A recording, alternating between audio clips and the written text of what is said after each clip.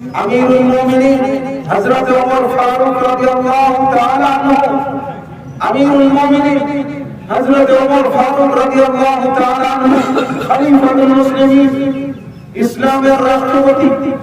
তিনি রাষ্ট্রপতি যখন ছিলেন, ঈদের দিন চলে এলো, বড় দুঃখের বিষয়। হযরত ওমর রাদিয়াল্লাহু তাআলা আনহুর স্ত্রী ওমর রাদিয়াল্লাহু তাআলা আনহুকে ডাক দিয়ে বলে, ও প্রাণের স্বামী, আজ ঈদের দিন, হয়তো আগামীকাল ঈদের দিন, কিন্তু আমাদের বাড়িতে এত অভাব, এত অনাটন, আমাদের সন্তানদেরকে একটা কাপড় এনে দেব, সে পরিমাণের টাকা বাড়িতে নেই, আপনার কাছে নেই, আমার কাছেও নেই।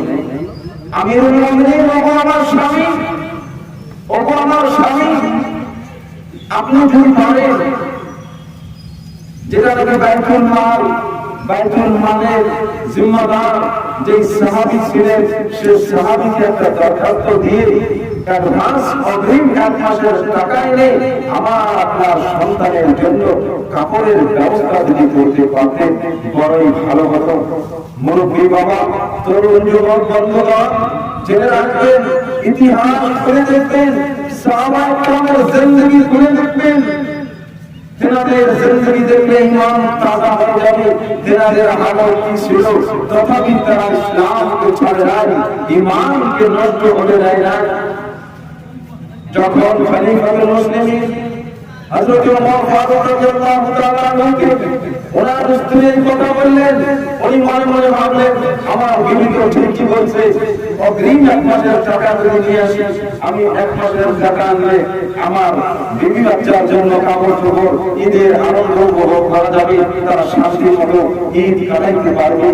মুরব্বী বাবা, ওই সময় ওমর ফারুক রাদিয়াল্লাহু তাআলা আনহু চিঠি লিখলেন, বাইতুল মালের জিম্মাদার সাহাবার কাছে চিঠি লিখলেন, ভাই বাইতুল মালের জিম্মাদার, তুমি যদি আমাকে 1 মাসের অগ্রিম টাকা দিতে পারো, আমার বেতনের টাকাটা 1 মাসের অগ্রিম হিসাবে যদি দিতে পারো, আমি আমার সন্তানের মুখে হাসি ফুটাতাম, আমি আমার সন্তানের মুখে এই খুশির দিনে হাসি ফুটাতে পারতাম। বাইতুল মালে চিঠি গেলেন, সাহাবা বললেন, আমিরুল মুমিনিন খলিফাতুল মুসলিমিনের লেখা চিঠি।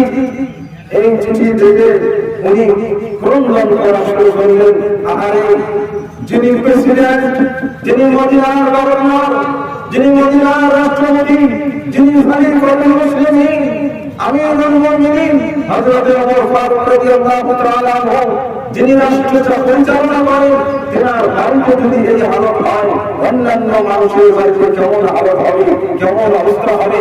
কান্না শুরু করে দিলেন। উনি বলতে লাগলেন, আরে, এত বছর হালতে ওমর রাদিয়াল্লাহু তাআলা আনহু দিন অতিবাহিত করতেছে, চিঠি লিখছে, নিয়ম অনুযায়ী দেওয়া দরকার, কিন্তু উনি দিলেন না, না দিয়ে উল্টা প্রশ্ন লিখলেন চিঠির মধ্যে, আমিরুল মুমিনিন খলিফাতুল মুসলিমিন, ও নবীর সাহাবা, যার প্রসার নবী দুনিয়ার জমিনে দিয়েছিলেন, আমিরুল মুমিনিন হযরত ওমর ফারুক রাদিয়াল্লাহু তাআলা আনহু ফিল জান্নাহ, আশরাফুল মুবাশশিরার মধ্যে তিনি একজন। আর তেনার আলোকে উনি মনে কষ্ট নিয়ে, দুঃখ নিয়ে, অশ্রু ভরা চক্ষু নিয়ে চিঠি লিখলেন, আমিরুল মুমিনিন খলিফাতুল মুসলিমিন বলেন, আপনার কাছে আমি 2টা বিষয় জানতে চাই। আগামী 1 মাস পর্যন্ত আপনার হায়াত 1 মাস পর্যন্ত আপনি জীবিত থাকবেন কিনা, এই কথাটা আমাকে জানাবেন। 1 নম্বর প্রশ্ন, আপনি আগামী 1 মাস পর্যন্ত দুনিয়ার জমিনে জীবিত থাকবেন কিনা আমাকে জানাবেন। 2 নম্বর আপনার কাছে প্রশ্ন হলো, আগামী 1 মাস পর্যন্ত আপনাকে মুসলমান মানুষ যারা আপনাকে খলিফা বানিয়েছে, আপনাকে খেলাফতের চেয়ারে রাখবেন কিনা, এটাও আমাকে লিখে দিবেন, তবেই আমি আপনাকে অগ্রিম 1 মাসের টাকা বেতন দিতে পারবো।